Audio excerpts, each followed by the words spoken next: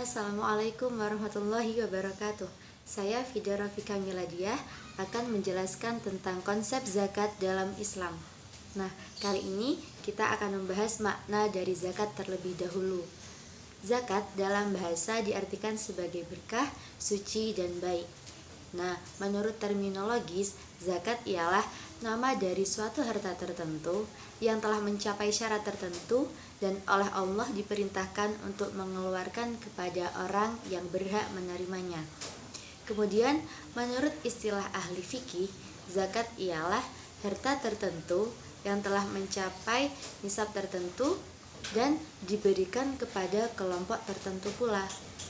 Nah, zakat ini telah dijelaskan oleh Allah di dalam Quran Surah Ar-Rum ayat 38, yang mana isinya adalah memberikan hak kepada fakir miskin dan orang-orang yang ada dalam perjalanan.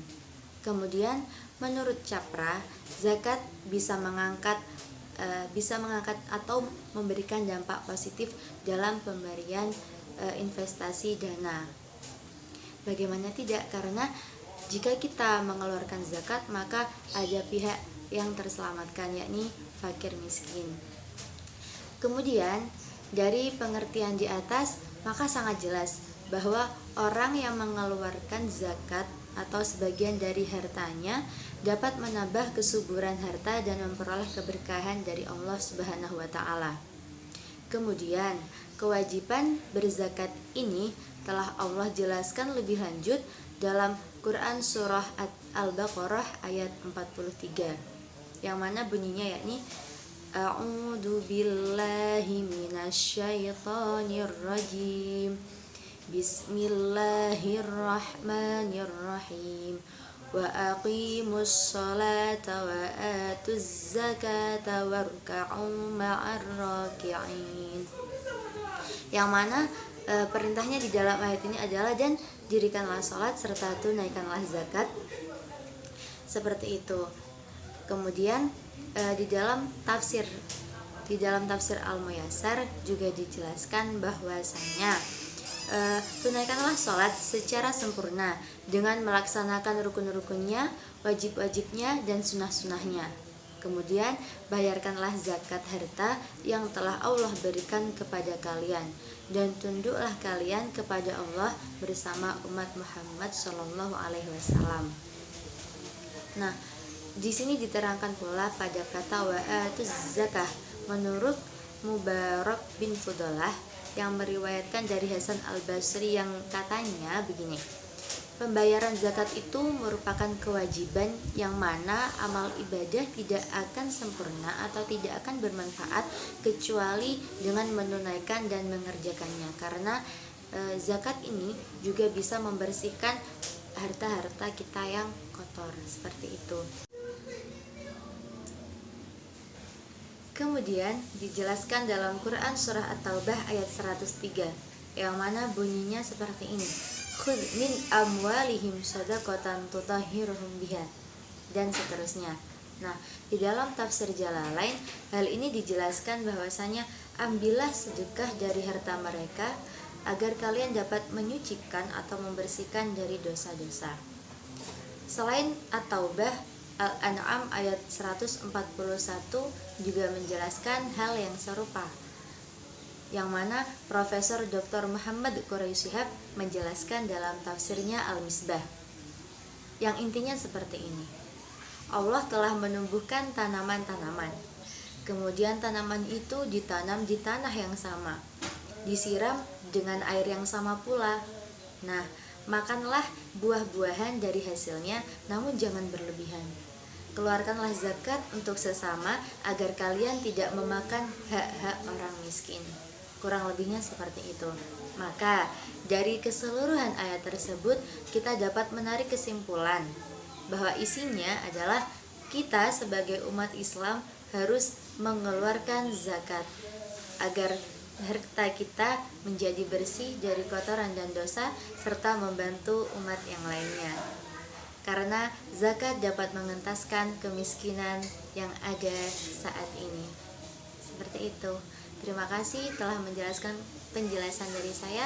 Semoga bermanfaat dan mudah dipahami.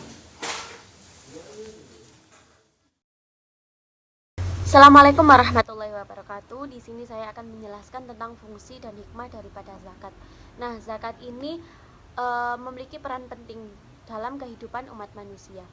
Nah, beberapa fungsi dan hikmah daripada zakat itu yang pertama yaitu untuk membersihkan harta yang dizakati dan diri orang yang berzakat. Allah berfirman dalam Quran surat At-Taubah ayat 9 yang artinya, ambillah zakat dari harta mereka guna membersihkan dan mensucikan mereka. Maksudnya, apabila kita berzakat, itu bisa membersihkan hati kita, bisa membersihkan hati kita yang kotor atau sifat kita yang kotor. Yaitu apabila kita mengeluarkan zakat, maka sifat-sifat yang kurang baik seperti kemunafikan, kejorokan itu akan terhapuskan. Fungsi yang kedua yaitu mengembangkan atau menumbuhkan, yaitu mengembangkan dan menumbuhkan harta yang dizakati sehingga tumbuh berkembang. Seperti contohnya, banyak para pedagang, para ekonom itu yang dengan kearifan hatinya itu memberikan zakat, biasanya itu setengah dari harta yang diperoleh dari berdagang tersebut. Nah, dengan rasa ikhlasnya untuk memberikan zakat tersebut, para pedagang itu mendapatkan hikmah dari zakat tersebut, yaitu usahanya itu lancar terus sehingga asetnya juga terus bertambah dan tidak ada kerugian sama sekali. Kemudian hikmah daripada zakat adalah untuk kehidupan sosial masyarakat, yaitu sarana untuk menghubungkan antara orang-orang yang kaya dan orang-orang yang benar-benar membutuhkan zakat, seperti orang mustahik, orang fakir miskin, terus orang janda, kayak gitu-gitu.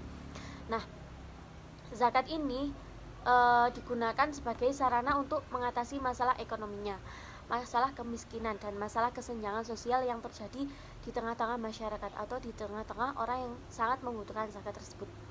Nah, umat Islam itu melaksanakan kewajiban zakat dengan benar. Kehidupan masyarakat itu akan dipenuhi dengan rasa kasih sayang, dengan kedamaian dan persatuan yang bisa terwujud dalam kenyataan. Bismillahirrahmanirrahim. Untuk selanjutnya terkait golongan-golongan orang-orang yang berhak mendapatkan zakat. Ini dapat kita ambil intisari tafsirnya dari surah At-Taubah ayat 60 yang berbunyi, innamas shadaqatu lil fuqara'i wal masakini wal 'amilina 'alaiha wal mu'allafati qulubuhum wa fir riqabi wal gharimina wa fi sabilillahi wa ibnis sabil faridatan minallahi wallahu alimun hakim. Yang artinya sebagai berikut: sesungguhnya zakat-zakat itu hanyalah untuk orang-orang fakir, orang-orang miskin, pengurus-pengurus zakat, para mu'allaf yang dibujuk hatinya untuk memerdekakan budak, orang-orang yang berhutang untuk jalan Allah, dan untuk mereka yang sedang dalam perjalanan, sebagai suatu ketetapan yang diwajibkan Allah, dan Allah Maha mengetahui lagi Maha bijaksana. Quran surat At-Taubah ayat 60. Maka dari keterangan ayat tersebut dapat kita simpulkan bahwa ada 8 golongan yang berhak menerima zakat. Yang pertama yakni orang fakir. Orang fakir itu adalah merupakan orang yang tidak mempunyai harta dan usaha untuk mencukupi kebutuhan hidupnya sehari-hari. Dalam pandangan mazhab Syafi'i, fakir bisa saja mempunyai harta dan usaha tetapi kurang dari setengah dari kebutuhannya. Artinya usaha dan pendapatannya tidak dapat memenuhi kehidupannya sehari-hari. Kemudian yang kedua adalah orang miskin. Yang disebut sebagai orang miskin adalah orang yang tidak cukup penghidupannya dan dalam keadaan serba kekurangan.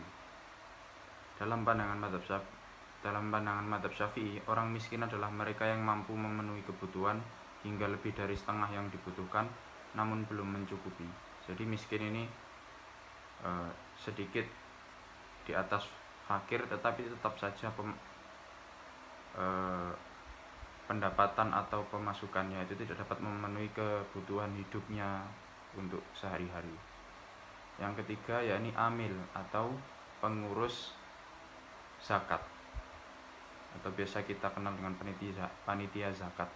Nah, di dalam terselenggaranya zakat ada panitia yang akan mengurusi proses terselenggaranya zakat, mulai dari penerimaan barang zakat sampai pendistribusian kepada golongan-golongan yang berhak. Nah, pengurus zakat yang tugasnya mengumpulkan zakat dan membikin zakat juga termasuk golongan yang berhak mendapatkan atau menerima sebagian dari harta zakat tersebut. Yang keempat yakni mu'alaf. Mu'alaf adalah orang yang ada harapan untuk masuk Islam atau orang yang baru masuk Islam yang kemungkinan imannya masih lemah. Mereka ini juga termasuk orang yang berhak menerima zakat. Kemudian yang kelima, budak atau rikob atau budak atau hamba sahaya. Pada praktiknya pada zaman sekarang ini sudah tidak ada lagi. Namun istilah ini juga bisa dikaitkan dengan upaya melepaskan para muslim yang ditawan oleh pihak lain. Nah, yang keenam ini adalah orang yang berhutang. Seorang muslim yang berhutang atau ghorim termasuk dalam penerima zakat. Jumhur ulama berpendapat ghorim dapat dibedakan menjadi dua kelompok. Yang pertama, orang yang berhutang untuk kepentingan diri sendiri atau keluarga. Yang kedua, orang berhutang untuk kemaslahatan orang banyak. Misalnya berhutang untuk mendamaikan orang-orang yang bersengketa dan sebagainya. Jadi ada dua golongan ghorim. Yang pertama untuk kebutuhan dirinya sendiri dan keluarga, biasanya untuk mencukupi kehidupannya, untuk bertahan hidup. Yang kedua itu untuk kemaslahatan orang banyak. Ghorim berhak mendapatkan zakat hanya jika utang itu untuk kepentingan yang diperbolehkan syariat, bukan untuk kemaksiatan. Selain itu, jika seseorang berhutang tetapi mampu membayar utang tersebut dengan harta yang dimiliki, maka ia tidak berhak untuk memperoleh zakat. Jadi yang berhak untuk menerima zakat itu orang yang berhutang tetapi dia mengalami kesulitan untuk melunasi hutang tersebut dan hutangnya tidak dipergunakan untuk keperluan maksiat. Yang ketujuh yakni sabilillah atau orang yang berjuang untuk kepentingan Islam dan para muslimin. Dalam hal ini pada masa modern, sabilillah tidak dapat dimaknai hanya semata-mata sebagai orang yang berperang secara fisik, tetapi juga mereka yang mengerjakan kebajikan untuk kemaslahatan umat. Mungkin kita bisa menemukan guru-guru agama atau para ulama-ulama yang berjuang di jalan Allah untuk menegakkan agama Allah. Guru-guru ngaji yang ada di pelosok-pelosok desa, di gunung-gunung seperti tersebut, implementasinya pada zaman sekarang. Kemudian golongan yang kedelapan atau yang terakhir adalah Ibnu Sabil. Yang dimaksud dengan Ibnu Sabil yaitu orang-orang yang sedang dalam perjalanan jauh tetapi tidak untuk keperluan maksiat dan dia mengalami kesusahan untuk melanjutkan perjalanan atau menemukan kendala dalam perjalanan tersebut. Maka 8 golongan tersebut yang sudah kita sampaikan sebelumnya adalah golongan-golongan orang yang berhak menerima zakat menurut Quran, terutama kita kutip dari surah At-Taubah ayat 60. Sekian, terima kasih.